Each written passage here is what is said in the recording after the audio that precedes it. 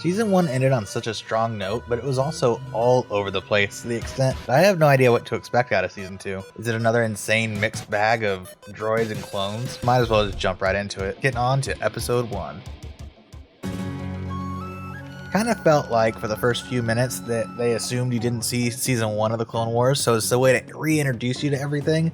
We open up on a big battle and things exploding and clones shooting droids and vice versa. Ahsoka refuses a retreat order. Obi-Wan and Anakin literally have to land in front of her to get her to see that this battle is lost. Her bloodlust knows no bounds. Anyway, this gets her reprimanded by the Jedi Council, which relegates her to guard duty of the archives, where we get to meet Jocasta Nu, who, if I recall correctly, has a pretty compelling arc in the comic books, but here, we're not going to do a whole lot with her. If an item does not appear in our records, it does not exist. Anyway, Sheev sets up Cad Bane to acquire a holocron, and we get a cool scene where Bane and his changeling friend plan out their heist. The changeling transforms into this funky-looking Jedi guy, and we go straight into the heist from there. Cad Bane's little droid sidekick is a big plus for me, though. The Jedi get a heads up that something will happen and are on high alert, boosting the stakes of Cad Bane's heist wonderfully. It's all Yoda forced cheating to figure out what's going on. The changeling beats up Jocasta Nu and assumes her form while Anakin and Obi-Wan follow clues to attempt to locate the intruders. Ahsoka confronts the changeling and we get a cool fight that might as well be Jocasta Nu versus Ahsoka, and while that's pretty cool, the changeling is no Jedi and is defeated quickly. Cad Bane gets his prize after sacrificing his droid and sneaks out in Jedi robes. The changeling drops information that Cad Bane's next target is the keeper of the Kyber crystal and has information on every known Force-sensitive child in the galaxy as far as the Republic knows. So, bad news, and that's the plot of our Cad Bane arc. If you liked Cad Bane from the previous season's finale, he's great here too, always grumbling and scheming. The quality of the show has immediately jumped from Season 1. This is a much more solid way to start a season and gives me hope for the coming episodes, though we'll see if this more lore-dense focus pays off. Somehow I doubt we're out of the woods yet. Only item on the list so far, but better than most of the Season 1 episodes, so this is the only reference I'll make to Season 1's list, but I'll have to put this one right below Rookies. Not mandatory viewing, but still, I'm not going to give this episode a skip either. Good stuff. Oh, hey, guys! In the last episode, we revealed the next target of Cad Bane, Bolo Rapal, and here he gets captured during the recap. Frankly, I appreciate the brevity. So the droids torture Rapal, and we get really into the hard stuff right away. Jeez.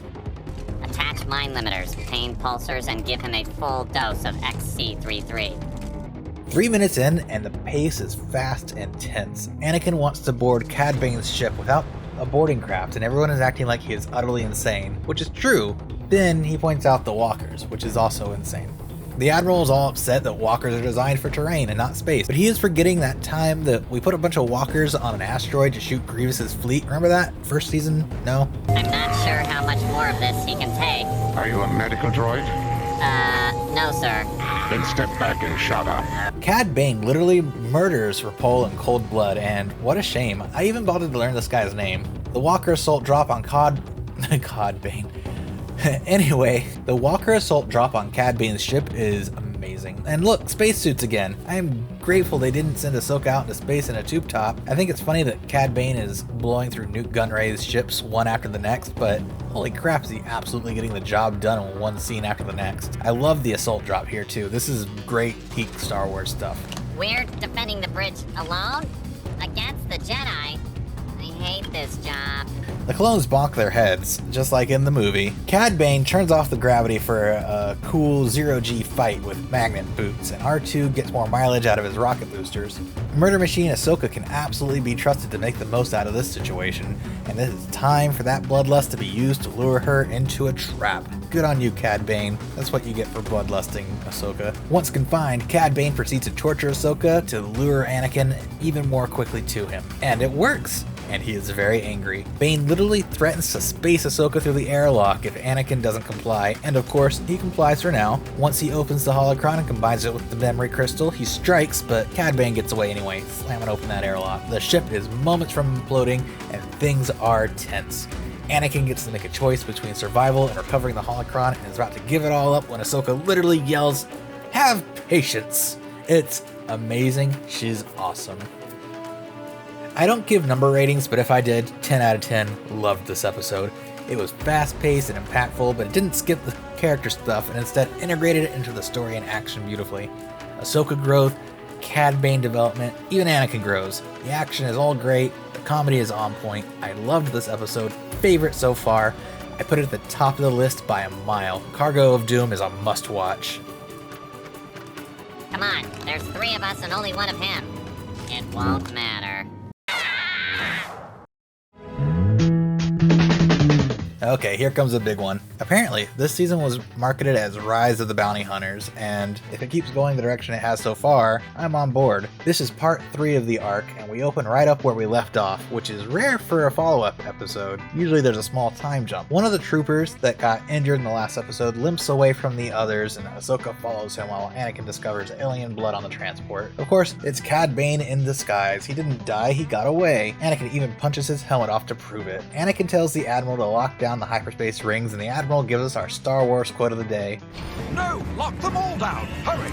Frankly, I'm impressed they pulled that one off. It's much more subtle than some of the other Star Wars quotes so far. Anakin explains to the Council that Cad Bane once again escaped with the Holocron and has all the Force kids' names and locations on it. Sheev requests that Cad Bane brings him some of the children from the list as test subjects, stating that among the Jedi there are no innocents. Bad guy banter is next level now. Yoda and the Super Jedi pals Force scry potential targets of Cad Bane, which is a pretty cool scene. Again, Force cheating.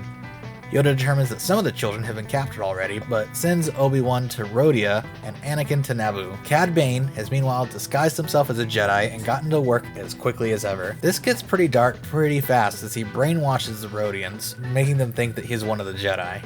Obi-Wan catches up, but Cad Bane does another escape-a-rooney. Anakin and Ahsoka hit Naboo just as Cad Bane arrives to capture a Gungan Force-sensitive child, and oh great, like we needed a real Jedi Jar Jar. Yet another step in the series of escalating traps and bamboozles as Ahsoka gets one up on Cad Bane and finally gets him in custody for some good old-fashioned interrogation. They point out that Cad Bane is not so weak-minded to fall for Jedi mind tricks, but decide that if the Jedi work together as a group, the effort might do the trick, or break his brain, but what are you gonna do? Since when does this work? Since when can you, like, team up on somebody with the Force? Whatever. This scene is dark and downright scary, to be honest, and even Ahsoka looks on in horror as they basically mind torture Cad Bane. He resists, but the toll on his mind is too much for him, and he gives in voluntarily. Anakin insists on reporting their findings to Sheev like the big dummy that he is, while Obi-Wan and Mace Windu knowingly walk into a trap, taking a risk on Cad Bane to find the kids. I like how Sheev plays it cool and he never gives up the game, even when talking to the Jedi. Even when he's the main character of the bad guy plot. We get a long explanation of Sheev's grand plan with the children, to create Force-sensitive spies using mind control devices, and eventually turning them into Sith warriors. This is the first hint we get at what are going to become the Sith Inquisitors later on, which is very cool. It didn't occur to me the first time watching this, but this is definitely where the Sith Inquisitors idea comes from. Pretty straightforward for Sheev, but high stakes all the same. Cad Bane escapes as soon as he has the home field advantage in his own lair, but Ahsoka and Anakin deduce that Bane must have been through Mustafar because none of their targets were on Mustafar, yet he refueled there for some reason. It's pretty impressive and logical deduction as far as Star Wars goes. As soon as Sheev gets wind that the Jedi have arrived on Mustafar, he orders the entire facility to be destroyed, turning off the gravity inhibitors or whatever, and the whole thing starts falling into the lava. It's super cool. The characters all use the Force far more often to their advantage, and it's great. I would have liked the fight scene with the medical droids more if the medical droids had sided with the babies and helped the Jedi in their final moments, but this is fine too. The transitions in this episode are immaculate. It's not just the physical ones, but the story beats. Anakin reporting to Sheev, then Sheev doing his evil baby stuff. One event leads into the next seamlessly. The writing is truly excellent for a trilogy that had to be crammed into a 66-minute runtime. This could have been an excellent 90-minute movie if they used the extra time for some comic relief and some breathing room, as well as maybe a slightly longer finale or epilogue. Still, wow, the stakes in this episode were through the roof. And again, the pacing was very fast, but kept on focus through a total lack of B-plots, which I applaud. The entire arc was very good. I put this episode above the first, but below Cargo of Doom. It's not a must-watch, but it's a solid episode. Perhaps we should try again. Anakin and Padme hook up between missions and we get to see them being a couple for once. What is wrong with Padme's ribcage in this episode? And never mind. Moving on, Anakin has been skirting duty to hang out with his secret wife. Meanwhile, the Jedi are incidentally putting Anakin into a situation where he has to ask Padme to spy on a fellow senator and friend of hers, a task that she has already declined. This secretly generates a conflict of interest for Anakin, and the Jedi are explicitly using her trust in Anakin against her in an attempt at coercion. Hot water for Anakin, no matter how you slice it. To complicate matters, now that Anakin brings it up, Padme is into the idea. She throws his own words back in his face and volunteers for the duty, and it turns out the target of the spying is Padme's ex-boyfriend, a duder by the name of Clovis. Nice. Padme starts a honeypot operation to lure Clovis into revealing his hand over dinner. He is shockingly dull and falls for her ploy immediately, not just a little, but completely and utterly. They agree to a little rendezvous in order to do some sketchy business, and Anakin is in disguise as one of the guards and continuously almost blows his cover to keep Clovis from hitting on Padme. The Separatists decide they want to leverage Clovis by poisoning Padme for some reason, which is set up in one scene and executed on the next. It's all kind of sloppy. Eventually, Padme gets the evidence she needs that Clovis is building a big droid factory or funding it, but the poison is now doing its work. She manages to pass the evidence off to Anakin, and he takes off just before the poison sets in. His jealousy is boring to watch, but actually sets up his motivation to handle the situation quickly without knowing about the poison. Anakin makes a deal with Clovis to return the evidence for the antidote, and Clovis holds the Separatists at gunpoint to get it successfully because he thinks he's got a shot with Padme. Then, Anakin keeps the disc anyway, abandoning Clovis, altering their arrangement. I pray he does not alter it further. This episode feels like it was ripped out of a completely unrelated movie, like it was some big reference to an old noir romance mystery that had gone way over my head. I have no idea if Clovis comes back or ends up mattering at all, but even so, the only redeeming part of this episode was the early Anakin and Padme quarrel, and that's generally the hardest stuff to watch. Really, it had a great setup. I would have loved to explore this conflict of interest business between Anakin's duty and his secret wife and his love life, but no. Instead, it devolves into a sloppy genre piece. Big skip, bottom of the list. I did not like this episode. It just wasted potential.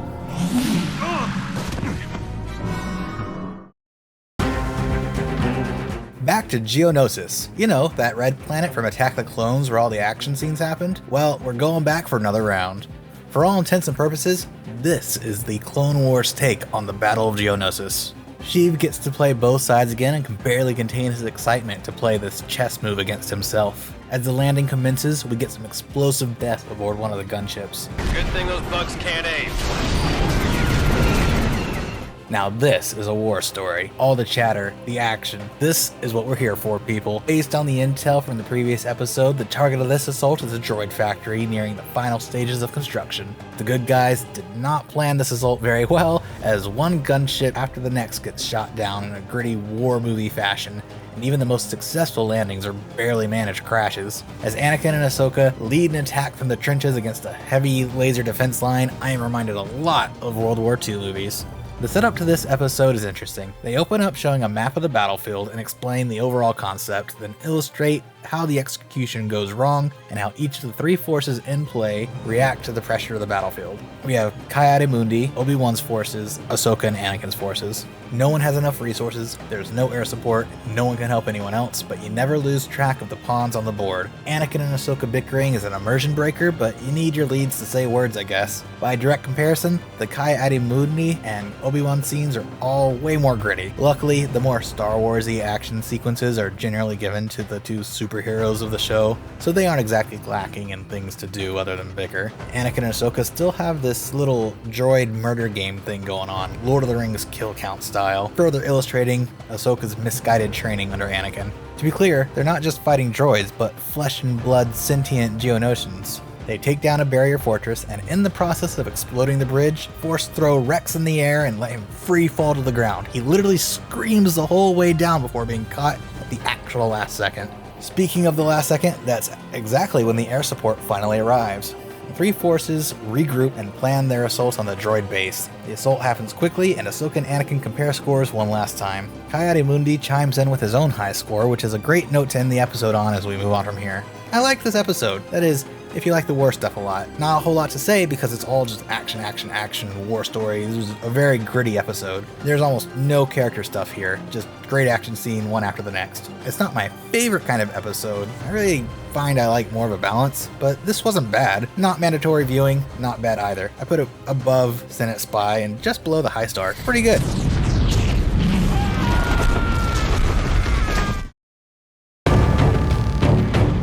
Following up from the previous episode, it's time to assault the droid factory.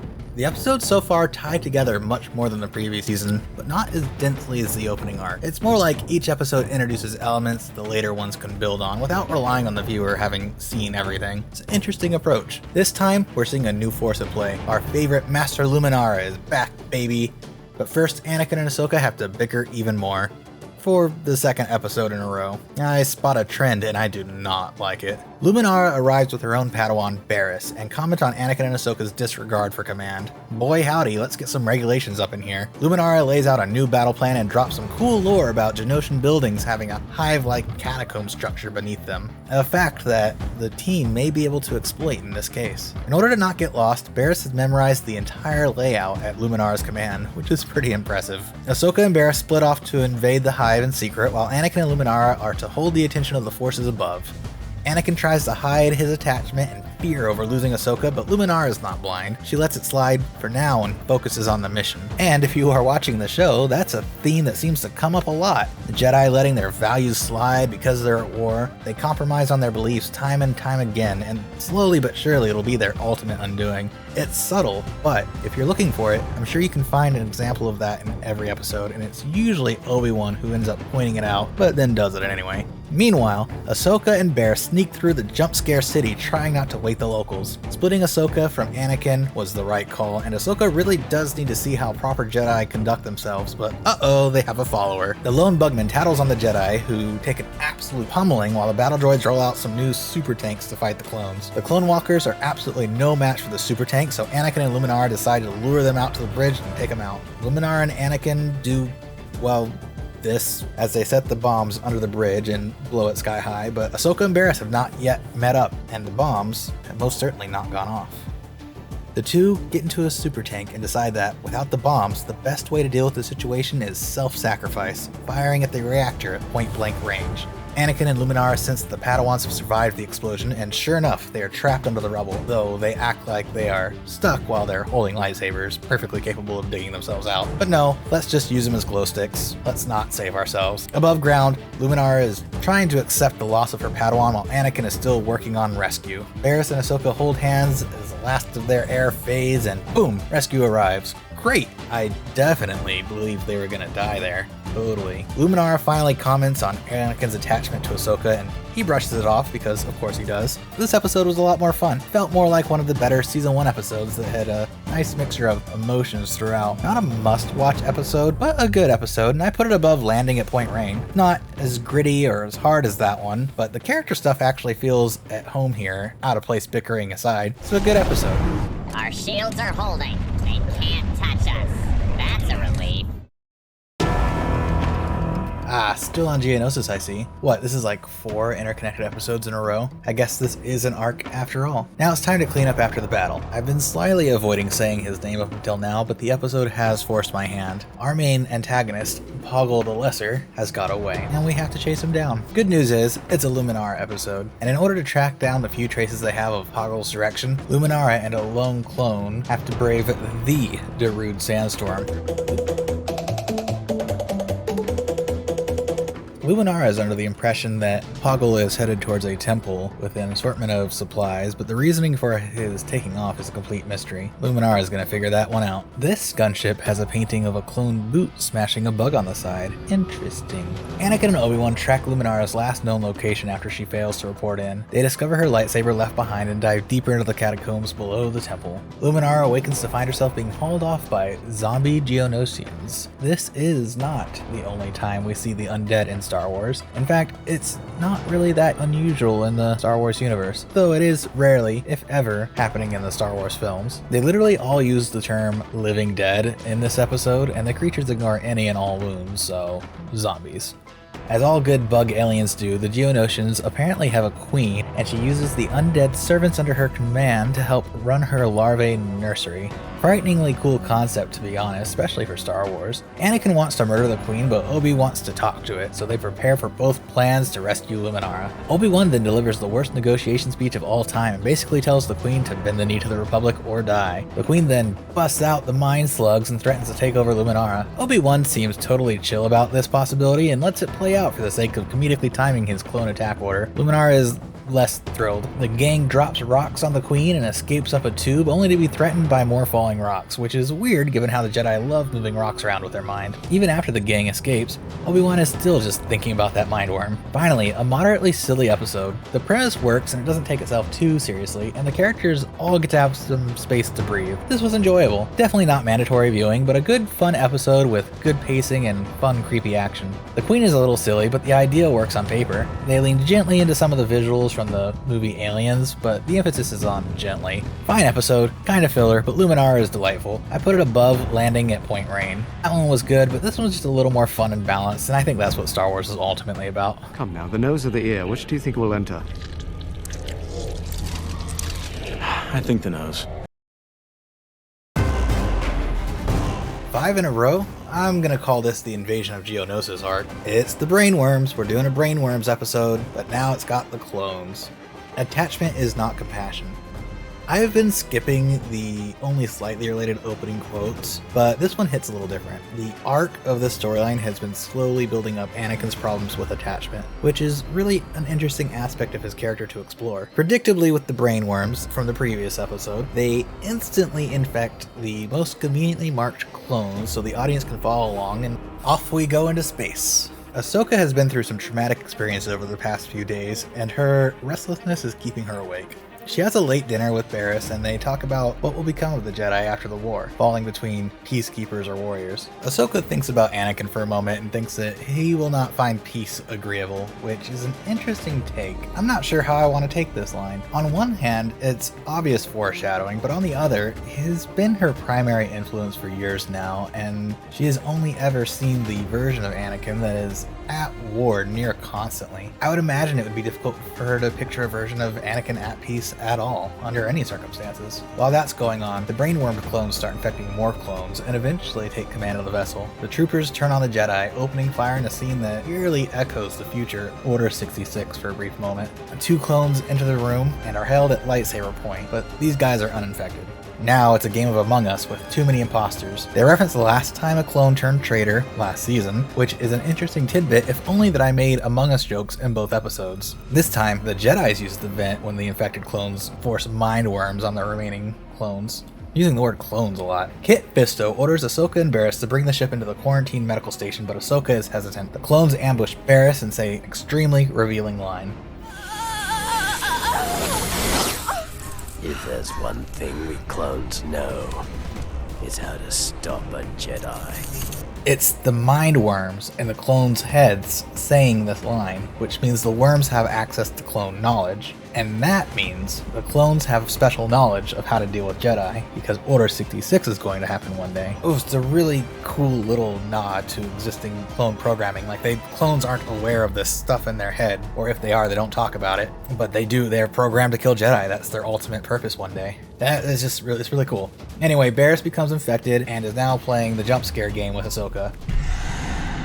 Apparently, the mindworms are able to tap into her force powers as well, which that makes a little less sense than the clone thing. Desperate for answers, Anakin interrogates Poggle the Lesser and goes full dark side to get the information he wants to save Ahsoka. Force chokes and all. This episode is just full of foreshadowing and Star Wars future stuff. Barriss and Ahsoka fight, and I love how you can tell something is off with the way Barriss moves. Like, the agility just isn't all there. Anyway, apparently the worms are weak to the cold, so Ahsoka goes to rupture the cooling system. This starts affecting the mindworms, and Barriss calls for Ahsoka to kill her as she regains some control, and Ahsoka takes the swing. Mortifying. Though, of course, she only hits the mindworm and Barriss is saved. No actual word on the clones, though, of course. Once rescued, it becomes clear that Ahsoka has some serious trauma to work through. She questions if she made the right choice sparing Barriss' life, even though it worked out in the end. She actually thinks maybe she should have taken the swing in it and killed her, spared her from the suffering.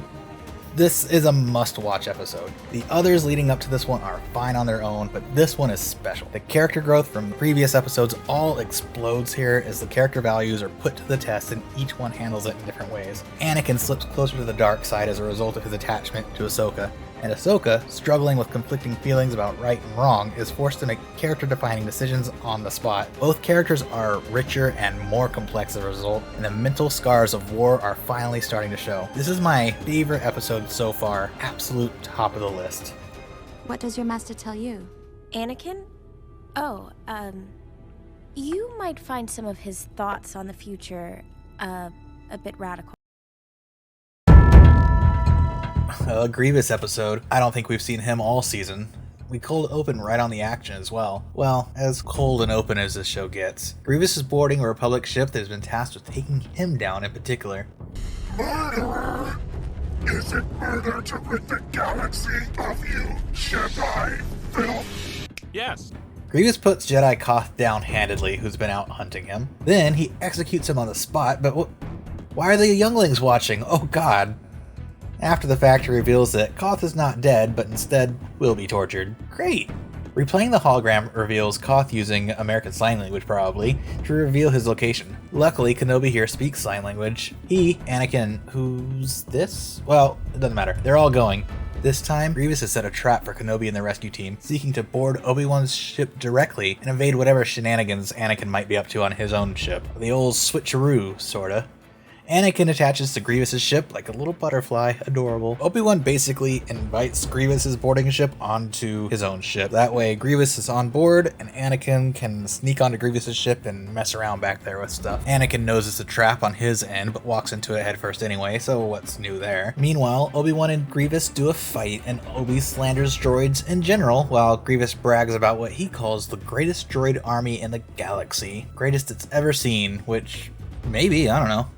If I'm not talking about this extra Jedi here, it's because the show isn't either. No idea what her name is. I think Anakin just needed a duo's partner for lightsaber fighting. They rescue Koth, and the trio now plan to cut off Grievous' escape, but Grievous has straight up lost his mind during the fight with Obi. Gallia! They said her name. Now she has a name. Great. Jedi Gallia. Now it's up to Cody and the clones to stop Grievous, which seems like a token effort at best, as Grievous is trying to get back onto his own ship. With the ships still attached to one another, Grievous orders his cruiser to open fire on the docked Republic ship regardless of the damage it will do to his own. He is big mad this episode. The Republic cruiser gets absolutely shredded in the close range fire, and the ships disconnect, and another clone boy gets spaced while the Jedi save each other.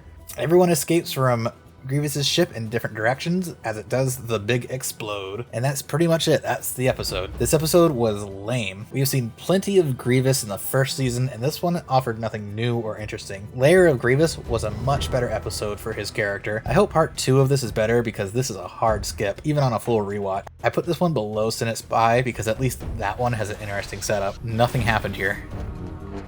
Surrender, General.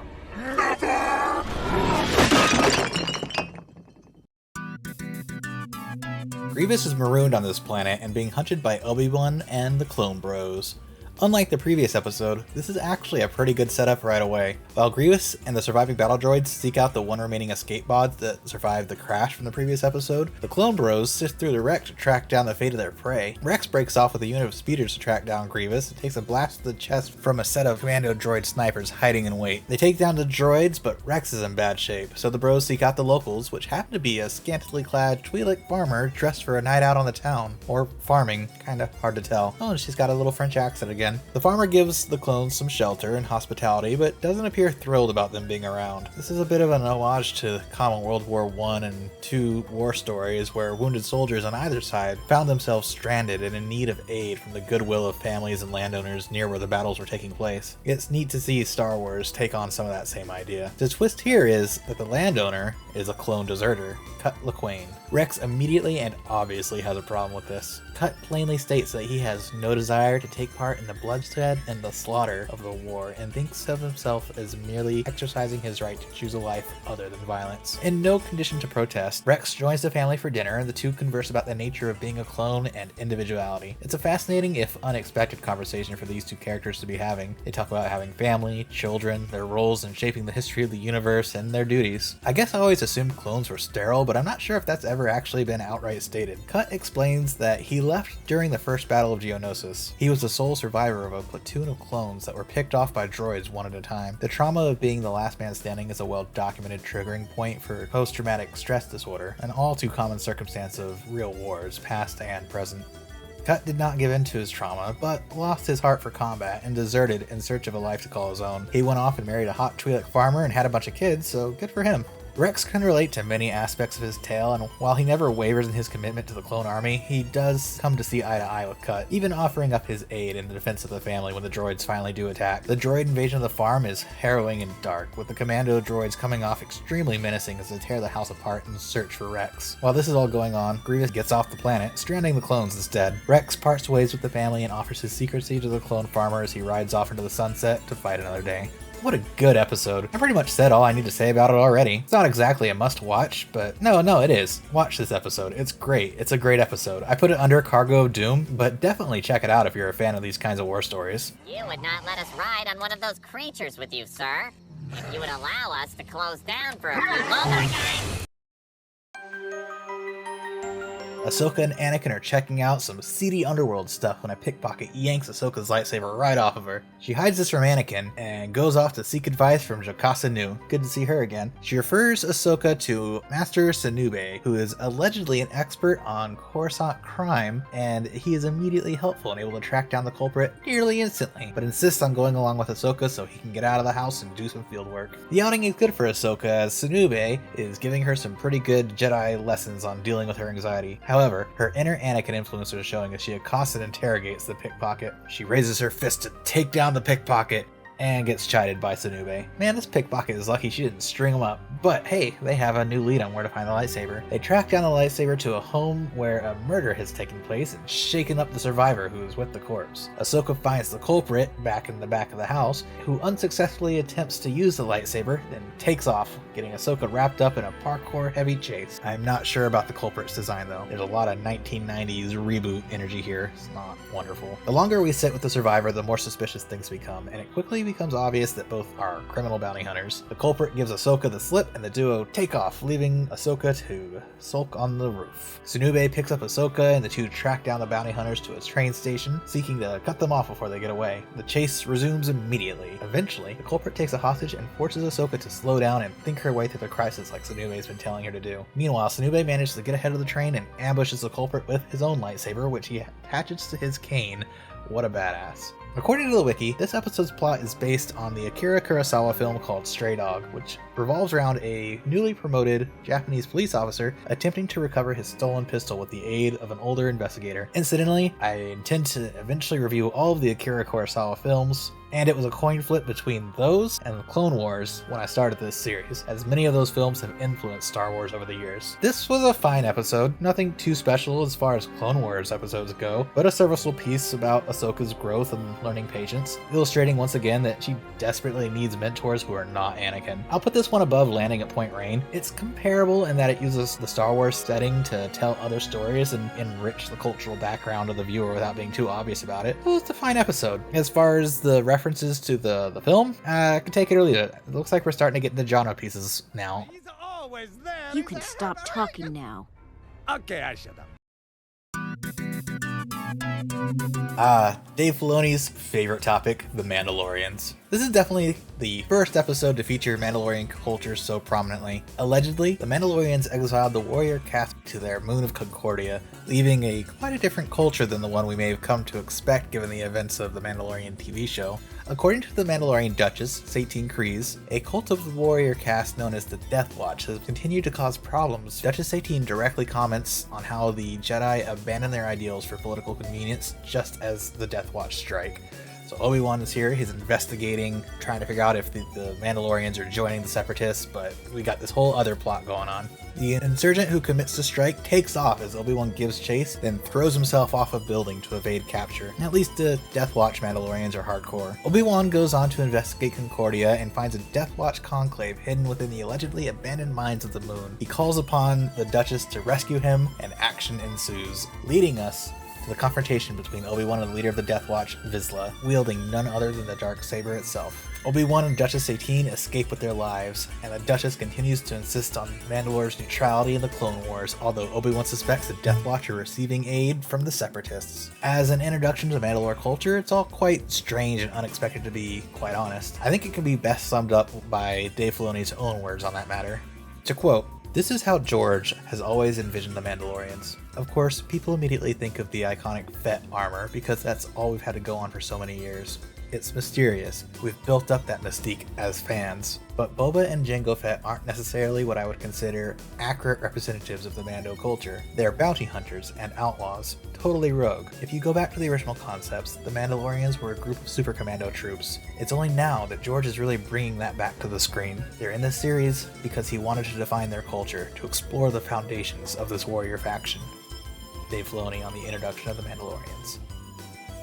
I do like this episode. I am interested to see how the Mandalorian stuff develops, and I'm especially interested to see how the connecting threads between this depiction of Mandalore and later depictions illustrated by Dave Filoni in the modern shows like The Mandalorian connect. If you're watching this show for the Mandalorian lore, this is an obvious place to start. It's a perfectly serviceable episode with not a lot of frills, but I think it will serve a greater purpose moving forward. On its own, I put it above Senate's Spy. It feels so disconnected from the Clone Wars we've seen so far, but I am left wanting more, and that's a positive sign. There's teasing of the relationship between Obi-Wan and the Duchess 18, and I'm curious to see where that goes. I'm very interested. So, I still recommend this one. This is not the way we came in. More Mandalore stuff, yay! The Duchess pleads her case against joining the Republic aboard the space yacht Coronet, while Obi-Wan and the Clone Bros try to prove the Separatist involvement with the Death Watch. The last episode set up some promises regarding this new faction, so I'm interested to see if it delivers. Turns out Obi-Wan and Duchess 18 Kryze have a past. Juicy. Oh boy, 18 has her own harem situation going on here or something. What the heck is this scene? I'll let you pick out the details here and move on. Anyway, 18 absolutely derides the Jedi way and has the sharpest wit when it comes to breaking down their contradictory philosophy. Obi-Wan and 18 have a little bit of a flirt fight with one another, and the tension is thick in the air. It's awesome. In the B-plot, a jump scare droid is stalking some clone troopers, giving us a totally different vibe for the episode. I don't know what this thing is, but it's awesome. The clones get down one by one, and R2-D2 is here too apparently, and he is in danger. But at least someone has plot armor down there. Look, I know I'm skirting around the Mandalorian stuff a little bit, but the truth is, it's a huge rabbit hole, and I don't have all the pieces yet. As much as I want to talk about how these Mandalorians relate to the ones in the future, and how this society got wiped out by the Empire, yada yada yada, there's just no room for it in this video format. Outside this format, however, this is a topic I want to return to and talk about in a lot more detail in the near future, so look out for that. All I can do for now, for this video, is judge each episode on its own merits. Carrying on, Obi-Wan recounts his history with Satine to Anakin, and the negotiations continue. The split focus between the spooky droid and the politics keeps things moving if one or the other bores or interests you alternatively. Anakin goes off with R2 and the clones go to track down whatever it is spooking R2, and we find the missing clone trooper's dead body being puppeteered by the jump scare assassin probe droid. Suddenly, turns out there's more than one and now everybody's in danger. Ew, gross, it makes little baby jump scare spider droids. Awesome! Look at R2 go, murdering these little baby spiders with his zappy laser. Obi-Wan runs a fun little experiment where he uses one of the surviving spider droids, displaying it one by one to each of the senators present at the dinner, and watches who it tries to attack, and whoever it doesn't try to attack is the traitor. I'm pretty sure I saw this in an episode of Doctor Who or something.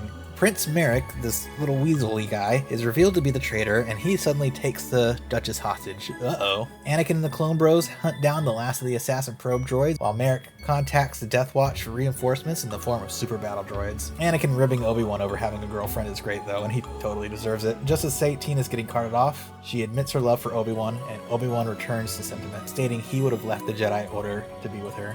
Aw, it's actually a really powerful moment. That's the most character growth that we've seen for Obi-Wan in this entire series so far, and I love it. Merrick tries to play murder chicken with Obi and Satine, stating bluntly that if either of them take the killing blow, it would be a betrayal of their ideals. and just as he gets the last laugh, zip, Anakin cuts him down casually as the Imperial March plays softly in the background to highlight the moment. The day is saved, former lovers part ways once again. The glimpse into Obi-Wan's past is a welcome one. I'm a sucker for the character stuff, and this episode delivers. The pacing is weird, the horror stuff was cut short, the action with the battle droids felt kind of whatever, but man, what can I say? I really liked this one. Seeing Obi-Wan be so vulnerable is welcome, and we so rarely get a glimpse at his actual character behind his typical roles and the face that he puts on whenever it's most needed. You just get a little peek at the life he never had and the one he gave up. I put this episode above Children of the Force. Maybe it doesn't deserve to be that high, I don't know, but it's my list and I enjoyed it a lot despite its flaws, so up it goes. This might even be a must-watch. I'll take We'll care see. of this, Obi-Wan. You,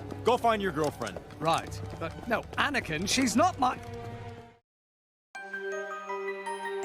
Continuing our Mandalorian plot thread, Darth Tyrannus instructs Vizsla and the Death Watch to assassinate Duchess Satine, the hope being to drag Mandalore into the war. Satine faces accusations of hiding a civil war that would trigger the Republic's involvement in Mandalore, which would likely result in the Separatists arriving and triggering an actual civil war on top of the Galactic War that would probably destroy Mandalore. Satine and Obi-Wan get into it once again, with Satine, once again, ridiculing the Jedi hypocrisy at play. Satine believes pacifism is the way forward, rejecting the violent past of Mandalore, and obviously the Death Watch disagree with this stance. Sheev resumes his intergalactic chess game, but plays his hand a little more openly in this episode, actively inciting war over Mandalore and tampering with the facts at every level to get his way. Ultimately, the Senate votes in favor of occupying Mandalore. On some level, this is blah blah politics, but in practice, it's actually fairly compelling to watch these events unfold on this scale. It's political intrigue, it's espionage, falsification of evidence, assassination, the works, everything's here. The stakes feel significant for a faction we have only just been introduced to, and it really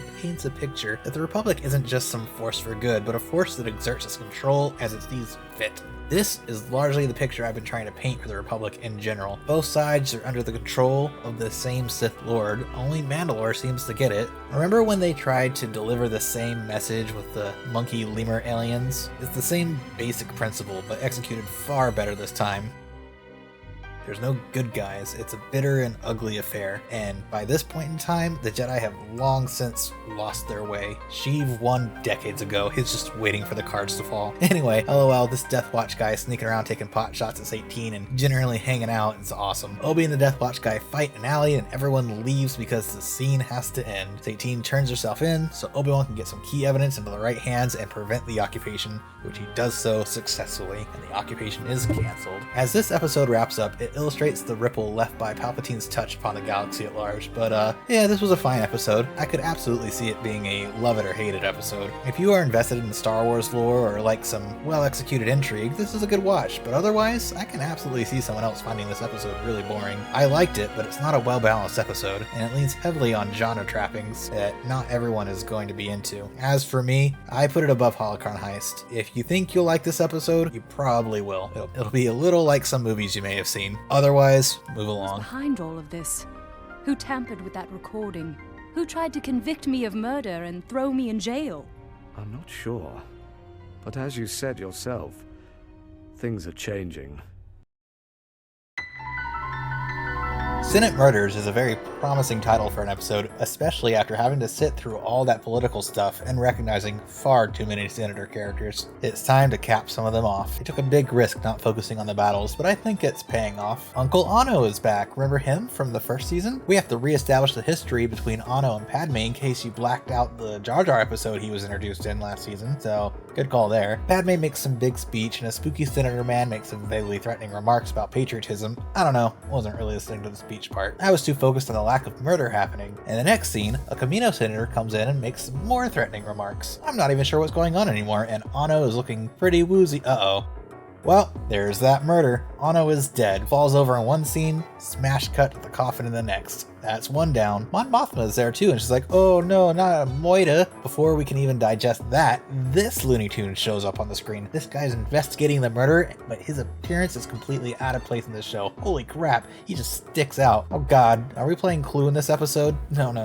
Padme plays detective and questions all the evil senators who genuinely don't seem to have had anything to do with the murder. I am deeply uninvested in this. What's with all the genre episodes this season? It's getting hard to be invested when the mood changes so dramatically episode to episode. Unless this assassin is Asajj Ventress in disguise, I'm gonna be very cross. We're doing the whole chase the suspect at the docks cliche now too. The assassin does almost kill Bale, but he's still one senator with actual plot armor, so that barely counts. And then the investigator comes back and brings the quality of the episode right down with him. Padme thinks it's evil Senator A, but he's been stabbed, so nope, not him. The Camino senator took off. The Rodian assistant Lolo has been acting super sus this whole episode, but like in a bad writing kind of way that totally spoils that she's the killer. And of course, boom, the reveal. It was Lolo. God damn it. Bad episode. This was terrible. Oh my god, you peed all over the rug. It was a really good Clone Wars season. Now look at it. There wasn't any Jar Jar episodes or anything. Now look, it's all drippy and wet. Way to go, episode. This season, so far, otherwise had two kind of sort of bad episodes, and one of them was only bad because it was a little boring. This goes straight to the bottom of the list. Go to your room. Bad episode. You are in timeout. Being voiced by Jennifer Hale won't save you this time. Lolo, you think about what you've done here today. Bottom of the list. Ugh. Back to Christophus.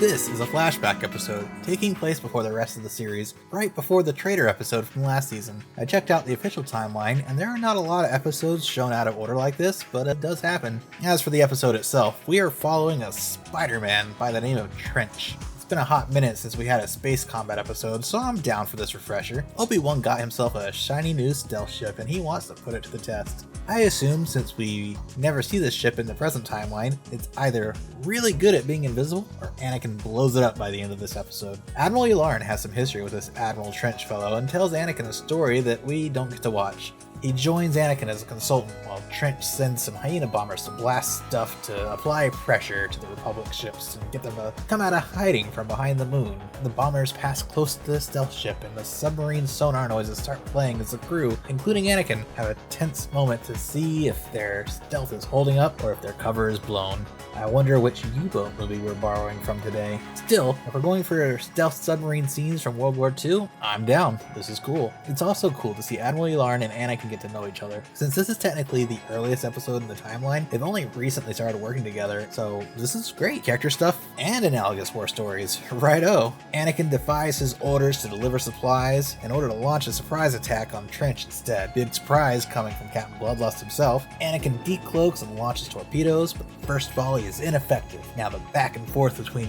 Anakin and Trench ensues, and it's awesome. But more importantly, the cinematography here takes a new direction. It is very similar to how underwater naval battles are shot, with follow cams on weapons, spatially tight interior shots, low camera angles, emphasizing vertical depth. It's all expertly done. Whatever movie they are copying their homework from, they are doing an excellent job. Obi-Wan does some digging and finds out that Trench has a history battling stealth ships, and seems to be able to hit them regardless of if they are stealthed or not. So Anakin's crew has to determine exactly how Trench is able to do this and get one step ahead of him. Anakin makes a guess that the missiles are tracking his magnetic signature or something, so he uses his own ship as bait to guide the missiles back to Trench's ship, dragging the munitions across the bridge and ending the battle in one fell swoop. It's very satisfying.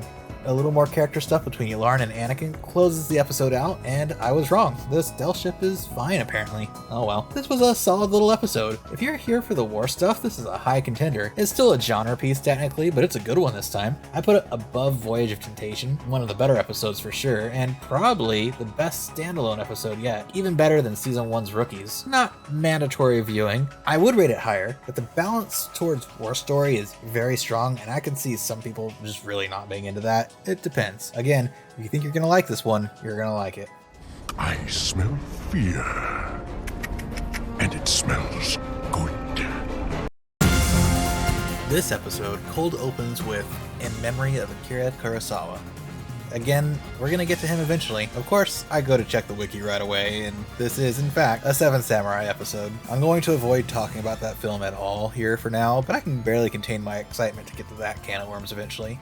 Anyway, the gang is heading to Felucia to rescue a medical station, but gets ambushed by a separatist attack. They crash land on the planet using these little Bubble Boy escape bouncy ball pod things, and immediately encounter a group of off-brand Rancor and an abandoned farmstead. We're doing a lot of abandoned farms in space lately, huh? Just as the group finds citizens, they are ambushed by a motley crew of bounty hunters who square up for a fight before one of the farmhands jumps in and explains the situation. The bounty hunters are being paid to defend the farmers from more dangerous pirates who are demanding protection money. The farmer wants the Jedi to join in and help, but Obi just wants off the planet. But then, oh my god, it's Hondo, leading the pirates too. He tries to negotiate with Obi-Wan, but his efforts merely push the Jedi into working with the bounty hunters. Hondo was dumb enough to provoke the Jedi, so he's gonna have to reap whatever he sows here. Anakin decides it's a good idea for the bounty hunters to train the farmers, but the farmers are woefully unprepared. Training montage, go! I really like the designs of the bounty hunters here. The big one is just a little alien in a suit, like from Men in Black, which is pretty cool. Of course, most of them have a very blatantly Ronin design, but that tracks for the theme here. Hondo sends a scout who gets absolutely wrecked by the tall, dark Ronin, and as a result, Hondo sends a larger force and a battle ensues. Each of the fighting styles of the bounty hunters are refreshing and fun compared to the usual lightsaber combat we get in most episodes. Hondo goes full evil and opens fire on the village, forcing the good guys to retreat. He even belts out a "Die, Jedi scum!" while he's at it. The fight goes on, and the bounty hunters start dropping one by one while Anakin takes on Hondo. I really hate seeing Hondo fight. Not that he is bad at it or anything, but I like the version of Hondo who makes endless charisma checks rather than actually pulling a weapon. It's like seeing Lando get into an actual fight. It doesn't quite feel right. Hondo loses his fist fight with Anakin, because of course, and gives a villainous retreat with the freaking UFO behind him. It's amazing. Oh my god. This effort is no longer profitable! He has such good lines. Anakin tells the farmers that the farmers themselves saved the village, but all the fighting seemed to just be the bounty hunters and the Jedi, so that doesn't really track. And the episode ends on that note. I hate to say it, as much as I liked aspects of this episode, it ends so anticlimactically, and suddenly the characters don't get any payoff, no one develops in any meaningful way, and if anything, Hondo's character is cheapened. The style, the premise, I like all of that, and the execution was mostly fine, but I have to give this one a painful skip. I put this below Landing at Point Rain. Lightsaber Lost was a better Akira Kurosawa episode, and nothing felt lost in translation. This one felt rushed. There's just too much going on at once. We lost too much character stuff. Hondo, poor Hondo. If anyone wants to defend this one, be my guest. I am all ears. You better hurry, old man, before things start to, die. In this episode, the clones have themselves an anti-droid nuke. The droids are invading the Dug homeworld, and this nuke is apparently the last line of defense. Y-Wings and ARC fighters take off to deliver the payload, and well, you cannot tell me that this would only hurt the droids. How do you think some astromechs piloting those Y-Wings feel about delivering a bomb that would wipe them out? Did all the astromechs leave the base? The bomb seems to work, but the blast causes the ground to crumble and everybody runs away. A rescue team is sent out to look for survivors, but contact is lost. So they send out the Jedi to figure out what is happening in the big hole. It's not long before Mace finds titular Zillo Beast, and everyone starts blasting. It stomps one of the stormtroopers, who gives us maybe our first Wilhelm scream of the season. Big monster is big angry, which makes sense. The clones dropped a giant bomb on his house and then went in and started shooting at it. I'd be pretty mad too. And look, it's lightsaber proof. Anakin rides R2-D2 to safety to get away from the beast, which is more impressive for R2 than it is for Anakin, really. The Dug leader explains that the Zillo Beast was thought to be extinct, a fact that the Dug seek to correct with explosives. Mace and the gang do not agree with the murder of the Zillo Beast, which is uncharacteristically altruistic for a violence-loving Jedi. Frankly, I'm impressed. Mace is sticking to his Jedi guns on this one, and it's great. Saving a unique, enormous life form despite the danger involved, even if it means fooling the Dug, that's what the Jedi usually say they stand for. I'd love to see the Jedi going around rescuing dangerous and misunderstood monsters more often. A whole show about it even. Anyway, the Jedi have to simultaneously rescue the beast from the Dug without the Dug realizing it, stun it without killing it, then get it off the planet. We straight up have a kaiju versus military battle here that harkens back to early Godzilla films, and I am here for it. Of Of course, the Godzilla parallel is clearly deliberate, but since we're going to do genre pieces anyway this season, I'm completely down for this one. I'm so here for this. The clones put the Zillo Beast down for a little nap and the day is seemingly saved, except Sheev decides he wants the beast on Coruscant for study and research, and instead of releasing it to the Outer Rim, it's gonna be his. Uh-oh, sequel time.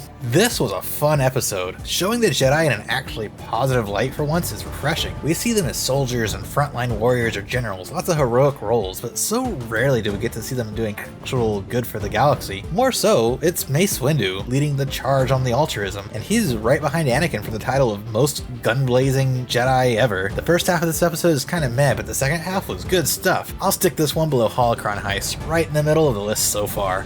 It worked. Are you sure? Yes, I'm sure. You go first.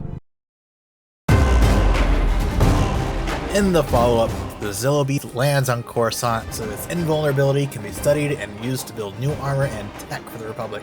Immediately, transporting this beast off the ship is a tense and cool moment, kind of like a King Kong sort of thing. For some context, Coruscant is an possibly densely populated planet, and something as destructive as a full-grown Godzilla going on a rampage puts the stakes as high as they can be. Sheev is showing his evil cards very plainly now. He can barely contain himself over his new pet. We get some fairly gruesome scenes of the research taking place, and you get a clear sense of scale. As soon as Sheev gets the monster behind closed doors, he wants it dead so he can pick it apart. Finally, we get a villainous Sheev. I mean, like a truly villainous Sheev. I can only imagine what other dark experiments he has going on across the galaxy. Anakin and Obi-Wan try to appeal to Anakin to sway Sheev's opinion, and while he is resistant, he does give in. It's all for naught, however, and Sheev remains unconvinced, and orders the execution of the beast. The attempt to kill the beast just pisses it off more, and alright people, we have a Godzilla on our hands. Everyone in your places, and oh god, it's rampaging.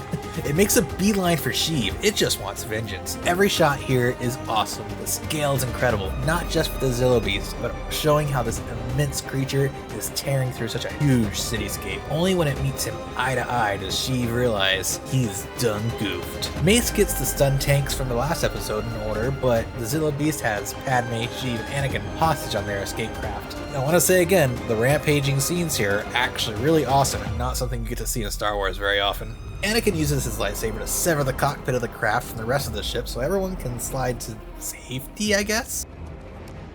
It appears to be one of Anakin's improvised plans. How can it be a plan if it's improvised? Good thing the Jedi were ready to force catch it. Anakin rescues Padme from falling by showing incredible restraint and not using the Force for some reason, while Yoda and Ayla run around on the beast's back to distract it for a bit, not really doing a whole lot there. Sheev riding on rocket mode R2-D2 is not something I expected to see today, and that's for sure. But look at it, it's hilarious. Sad music plays when the clones unleash a bioweapon on a heavily populated city to try and kill the Zillo Beast, and it goes for a fun little slide down the side of the Senate building. Big sad for big monster. With the beast dead, final remarks about the sadness of the situation are exchanged, and Sheev gets off without suffering any consequences at all. He issues one final command in private to the doctor in charge of the beast, ordering her to clone the Zillo Beast, as the episode closes on an ominous note. Well, that was fantastic. Maybe I'm biased for Godzilla type stuff, but I really liked everything going on here. The emotional beats landed, the pacing was great, there was character development at play as Anakin was unable to bring himself to disagree with Sheev, and we finally saw Sheev being basically openly evil for the first time. This was all great. I put it a lot higher than the first episode, as this whole thing worked for me on a technical level and on a character execution level. I liked it a lot, so I put it right above The Deserter. Probably controversial placement, but it's my list and I had a load of fun with this one. Pardon me, Mistress Padme, but I believe something is following us. A group of young clones are being briefed by an older clone on their expectations and responsibilities while transferring to a nearby Jedi cruiser.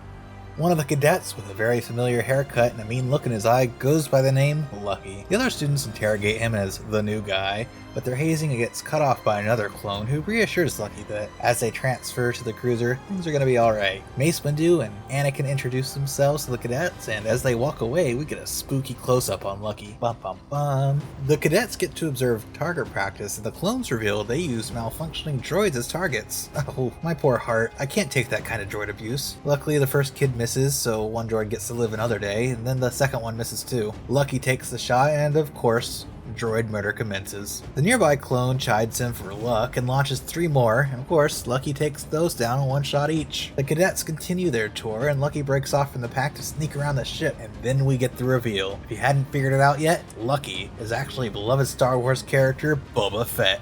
Dun dun dun!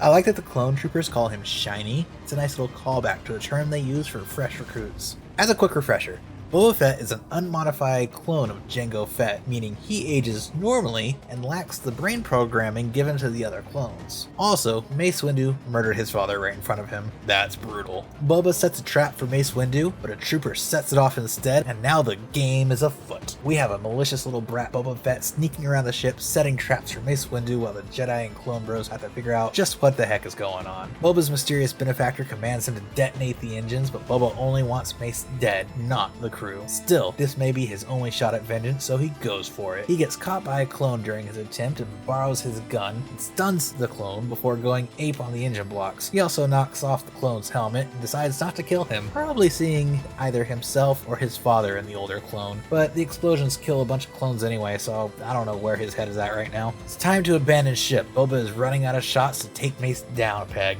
Fun detail, as he regroups with the other cadets, he visibly has trouble looking the others in the eye as they pass by. It is a subtle but really great moment that shows how conflicted he is by his own actions. He blows the escape pod that he escapes on, so it can't regroup with the others, and his pod ends up floating in space while the Admiral goes down with his ship. Suddenly, the fire spray appears and attaches itself to the pod with the cadets and Boba on board. Aurra Singh and Bosk appear to pick up Boba and prepare to space the rest of the cadets. Sad music plays as Boba sets the cadets adrift instead. The Jedi pick them up moments later because you're not going to kill kids in a TV show like Clone Wars. If you really like Boba Fett, this one is really cool. However, that's the rub. This episode is balanced entirely towards the development of effectively a brand new character. If you don't like Boba Fett, I can see this one not really changing any minds. However, it is a solid introduction, and we are given the lore tidbits we need to understand his motivation. It helps that he is not annoying or insufferable, so it works on plenty of levels. The story is straightforward and easy to follow, and the continuously unfolding mystery leaves you more invested in this kid's journey. Not well balanced, but a fun episode regardless. I put it below the Duchess of Mandalore. You boys look lost. Picking up where we left off, the cruiser has crashed on the planet, and the Jedi bros have to find survivors. Mace and Anakin and their companion astromechs land, and Mace chides Anakin for encouraging R2-D2's personality. I'm going to avoid my droid rant for now, but you know how I feel about them. I do not take this droid slander lightly. Anakin and Mace report no survivors, and the support cruiser takes off, which means it's time for conflict. The creatures that have been stalking the droids finally strike, and oh my god, they tear that astromech to shreds. You can't do this to me, show. You just can't. I am the droid boy. I love them. How can this happen? Why are you doing this to me? Anyway, before R2 gets eaten as well, Mace and Anakin walk into one of Boba's traps, a Mandalorian helmet rigged with a bomb. The bounty hunters watch on with Boba. Looks like they took the Admiral and his friends as hostages. They decide that with proof of dead Jedi, Count Dooku will probably pay through the nose. R2 finds Anakin and Mace trapped under debris, so Anakin tells R2 to go back to the fighters and fly himself home to get help, like a dog or something. Go on, R2, go get help. Those bounty hunters are looking for bodies, and now the shoe is on the other foot as R2 sets traps and attempts outright murder as he makes his own escape. Mace and Anakin try to use the Force to get out of their situation, but every move they make brings more of the ship down on top of them. I appreciate the explanation this time. Too often they just don't use the Force because it'd invalidate the plot, so I'm glad they're at least explaining why it's not working. R2-D2's murder shenanigans are immensely satisfying, and he successfully spooks the bounty hunters out of the ship. Aurra pops an antenna out of her head, which, wow, and tells Boss that they're going to need to use the ship to blast the entire cruiser to bits. Instead, R2 takes off in Mace's ship, so the bounty hunters give chase. Little subtle change of plans. R2 barely escapes and gets help while the bounty hunters panic, believing Mace Windu has gotten away. Meanwhile, back under the debris, Mace Windu recounts his murder of Jango Fett and the history of Boba Fett with Anakin as the rescue arrives in the nick of time. Everyone survives, and Mace even compliments R2-D2, but the game is still afoot. As much as I like droid story stuff, this was pretty middle of the road. The action is low key. Mace got a touch of development, but compared to the world of development he got in the Zillo Beast, this was a drop in the bucket. Everybody ended this episode where they started this episode, which I hate. Nothing technically bad happened in this episode, just nothing happened. Everybody started and ended in the same position, character-wise, story-wise, beat-wise, nothing happened. Therefore, I put this one under the Mandalore plot. Still better than Senate Spy, but better than bad is just okay. I don't like the feel of this place either. Your astromech is programmed to fear. R2 is kind of a special case. Alright, final episode of the season and part 3 of the young Boba Fett arc. The bounty hunters reveal their hostages to the Jedi, demanding that Mace Windu faces Boba Fett, and Aurra tries to force Boba to execute one of the clones before just doing it herself. Plo Koon and Ahsoka take off in search of Boba, leaving Mace and Anakin to enjoy their back-to-baths. Plo takes Ahsoka to the underworld of Coruscant, and I love the way he says underworld. The underworld. It's so ominous. Boba and the bounty gang make a pit stop to visit. Hey, it's Hondo, my god. Ugh. Well, that happened. Anyway, Aurra listens in on the other bounty hunter who's presently betraying her, then blasts him in the skull bits. Woo. Boba does not look comfy in this environment, but like, am I supposed to be sympathizing for this little terrorist? I don't think so. Meanwhile, Plo admonishes Ahsoka for adopting bad habits from Anakin, specifically her total inability to blend in and keep a low profile. She takes this to heart, and the two enter a space club, complete with PG-rated strippers. God, Plo is intimidating. He's amazing. Ahsoka slows herself down long enough to try and tune into the conversations around her until she keys in on the right information, learning of Aurra Sing and Hondo's involvement. She gets caught dropping some E's, and Plo steps up to the bat like the badass that he is. Plo and Ahsoka follow up on the lead and meet up with Hondo, who reveals Aurra's trap, and in order to illustrate his non-involvement with her scheme, Plo sits down with Aurra and literally says, "We can do this the easy way or the hard way," before Ahsoka jumps Aurra and Boba jumps Plo. Finally, the standoff breaks and Aurra abandons Boba during the firefight. And again, I think we're supposed to be sympathizing with Boba here, but like, no. I like how Hondo's men instinctively raise their blaster, but Hondo stops them. Hondo then convinces Boba to reveal the location of the hostages, citing Jango's belief in being an honorable man. Big points for Hondo here. Ahsoka gets the jump on Bosk and frees the Admiral, then tries to contend with Aurra Sing, single-handedly taking down the fire spray with her lightsaber. Boba is brought before Mace Windu, and all his grief and failure filling his face, and all Mace Windu can say is, tough luck, kid. Like, what? Then sends him off to Space Juvie, and that's it. That's how the season ends. We end on that note. I did not love this episode. The grand total of 5 minutes dedicated to character development built up Ahsoka, Plo, and Hondo, and that was great, but no one else came out of this looking good. Boba never got closure. He didn't learn anything, and he ended the arc as the same vindictive little brat that he was when he started the arc. Aurra Sing having stuff to do was kind of fun, and Bosk was totally wasted as a sidekick tier baddie. Mace basically did an about-face on any character development he had in this arc. The most character development we got was Hondo's arc, learning not to mess with the Jedi and to have a modicum of honor. Plo is delightful, as always. Other than Hondo, Ahsoka, and Plo, I hated this episode. Unless you were following Hondo's story, this one is a pass. If you are following Boba's story, only the first episode of this arc is worth it. He is completely wasted here. Only the Senate murders was worse than this episode. Yes! Yes! I remember. Okay, whoa. This was a much stronger season than season 1, but as it went on, it slowly got worse on average, ultimately ending in a fizzle instead of a bang. The focus on bounty hunters could have worked if there had been more of an overarching narrative at the beginning, middle, and end, but it felt like they wanted to end on the Boba Fett story, and when they got there, they ran into a few pitfalls. The Cad Bane stuff at the start was pretty enjoyable, and most of the earlier arcs worked well enough. I especially liked the Ahsoka and Barriss episodes, and Ahsoka definitely got some much needed growth this season, finally acknowledging that her mentor is having a notable influence on her that sometimes lands her in hot water, even though things usually work out for him. Otherwise, this season was genre piece after genre piece. Some worked, some didn't, and a couple went over my head. That said, I liked more episodes than I disliked, and I'm adding The Deserter to the must-watch list. I just keep thinking about it, and I think that an episode that sticks with you is worth something more. Anyway, the must-watch list just includes 4 episodes this time. Episode 8, Brain Invaders. Episode 2, Cargo Doom. Episode 10, The Deserter.